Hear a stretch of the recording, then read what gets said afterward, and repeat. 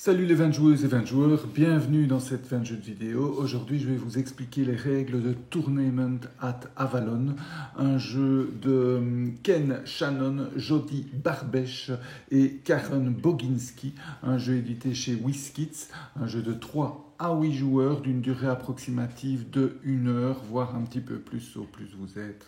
C'est un jeu de pli qui m'a été conseillé par Laurent, un copain et membre de Expert Game Award que je salue au passage s'il regarde la vidéo.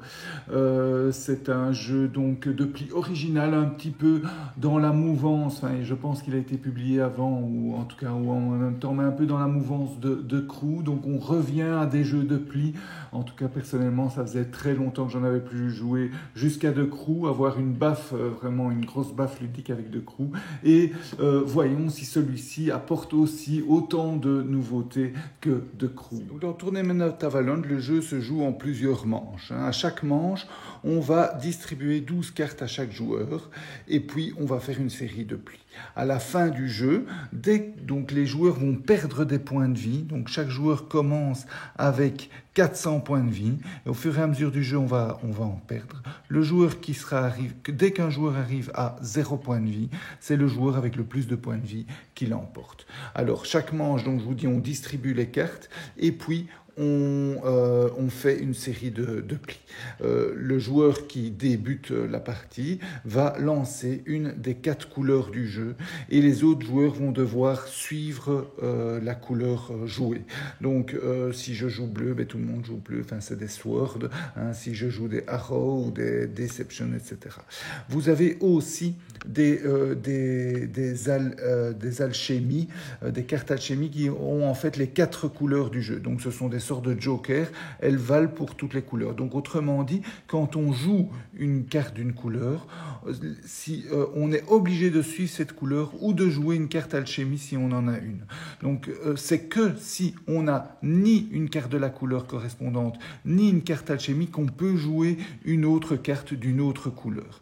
Il y a aussi 3 cartes qui se retrouvent en plusieurs exemplaires spéciales dans le jeu. Ça, on peut les jouer quand on veut. Donc quand on joue une couleur, on peut jouer une carte comme ça, qu'on ait ou qu'on n'ait pas des cartes alchimie ou de la couleur correspondance. Et quand on n'a aucune des deux, on n'est jamais obligé de jouer celle-là. Donc ça, c'est le truc, on suit la couleur, on doit jouer des cartes alchimie si on en a et qu'on n'a pas la couleur. Sinon, si c'est la couleur, on joue soit une carte alchimie, soit une carte de la couleur. Et c'est le plus petit qui l'emporte. Donc c'est un peu particulier. Il y a pas mal d'originalité dans le jeu. Une des originalités, c'est le plus petit qui l'emporte. Mais l'emporter n'est pas bien, parce que quand vous emportez un pli, eh bien, vous perdez des points de victoire. Chaque carte est à moins 5 points de victoire. Et il y a aussi des cartes empoisonnées, vous voyez celles-ci, hein, celle-ci c'est moins 10 points de victoire.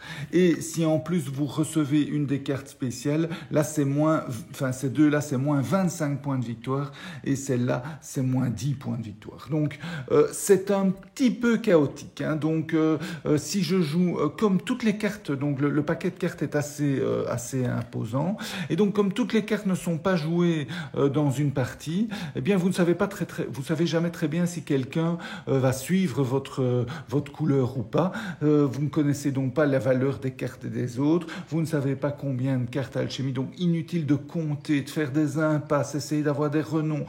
Vous suivez, vous verrez bien, je dirais. Hein. Surtout quand ces cartes-là vous tombent à la figure. Là, vous savez absolument pas maîtriser puisque tout le monde peut les jouer quand ils veulent et vous ne savez pas s'il y en a qui ont des cartes comme ça et qui en a. Donc c'est toujours assez difficile de prévoir, mais c'est assez fun, hein, parce que pour plein de raisons. Hein, pour plein de raisons. La première chose, ces cartes-là, elles viennent apporter un peu le chaos dans tout ça. La carte ici, 25, elle retire la carte la plus petite. Donc celui qui gagnait, gagnait le pli et donc perdait tous les points de victoire. C'est plus lui, c'est celui juste après. Et en plus, il se reçoit 25 points à la figure. Donc pas cool.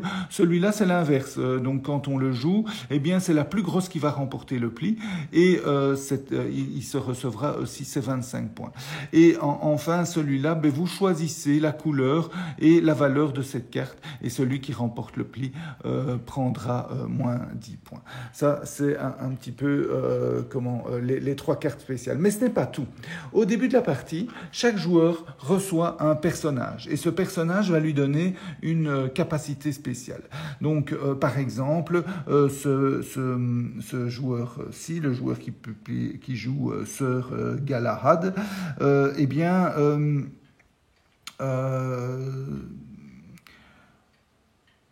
il oblige le joueur à sa droite de commencer un pli. Quand c'est à lui à commencer le pli, il dit la couleur et il oblige le joueur de droite à commencer le pli. Il reçoit à chaque tour, à chaque manche, 3 cartes supplémentaires. Donc il aura un choix supplémentaire.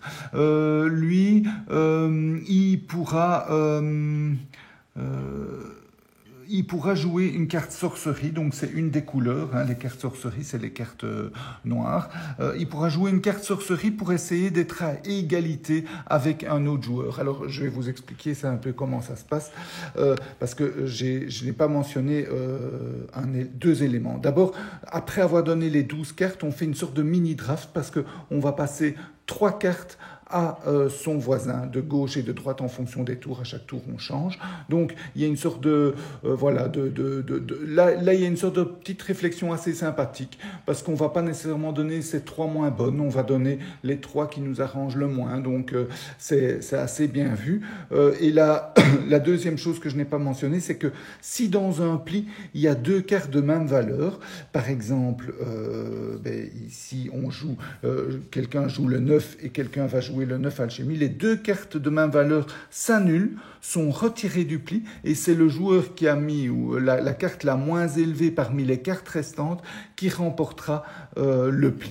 Et ces 2-là sont retirés, et chaque joueur reçoit une pénalité, chaque joueur à égalité reçoit une pénalité de 5 points. Mais c'est 5 points négatifs, c'est beaucoup moins en général qu'un pli. Un pli, si on joue à 4, c'est au moins 20 points. Ça peut être plus si les cartes valent 5, 10 ou 25. Donc les cartes à égalité s'annulent, ça donne un petit élément sympa. Et voilà, donc ça, ce sont les deux éléments supplémentaires que je n'avais pas mentionnés juste avant.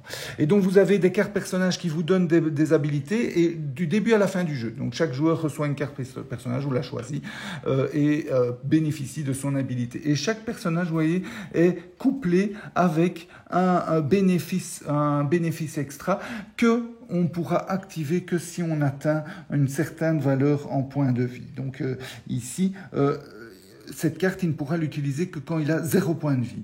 Elle est d'ailleurs très forte, elle lui redonne 150 points de vie. Donc cette carte, il pourra l'utiliser qu'à partir du moment où il a 200 points de vie. Et celle-là, qu'à partir du moment où il a 250 points de vie. Donc, par exemple, cette carte-ci lui sert comme une carte de valeur 1 ou 25 quand il la joue. Et ici, il permet de jouer n'importe quelle carte qui est dans la couleur, donc qui est considérée comme étant dans la couleur de la carte jouée. En plus de ces éléments, de ces pouvoirs, en plus des pouvoirs des cartes spéciales dans les plis, vous avez les cartes dieux. Et les cartes dieux, en fait, à la fin de chaque manche, on regarde le joueur qui a le moins de points, ou les joueurs en fonction de la manche en cours et où on en est arrivé dans le jeu. Et les joueurs qui ont le moins de points vont pouvoir choisir une des 2 cartes ou prendre la carte du dessus de la pioche. Et ce sera un bonus pour la manche suivante pour eux. Donc, et ça peut être très très sympa. Donc ici, ça va lui donner 10 points de vie supplémentaires si à un moment donné il lance un pli. Et celui-là fait que chaque carte ne lui inflige que 5 points, pas plus. Donc vous voyez, ce sont tous des petits bénéfices sympas. Donc vous avez, faut pas le seul cacher, le jeu est un petit peu chaotique puisque il y a des pouvoirs dans tous les sens. Mais il est très chouette à jouer. Voilà, donc Tournemenat Avalon, un jeu donc un petit peu chaotique, hein, donc c'est pas pour les joueurs qui adorent la full maîtrise, hein, donc il faut accepter qu'on joue un pli où on est gagnant et tout à coup on vous met une crasse et vous êtes perdant. Donc voilà, donc pas la grande maîtrise, mais un jeu très amusant parce que vous avez tous ces pouvoirs, vous avez l'inattendu, vous pensez gagner, et puis bardaf, on vous lance une crasse. Vous jouez avec tous ces pouvoirs de votre personnage, des cartes dieux, des cartes dans le paquet, donc pas mal de fun, de variabilité des parties, puisque une partie n'est clairement pas l'autre, de par les cartes qui sont distribuées, mais aussi de par les pouvoirs avec lesquels vous jouez. Donc un jeu sympa, un peu chaotique, qui est à réserver à ceux qui maîtrisent l'anglais, parce qu'il y a pas mal de textes il faut connaître, ou bien après 10 parties vous les connaîtrez par cœur les cartes, mais sinon dans les premières parties il vaut mieux bien connaître les textes, l'anglais pardon.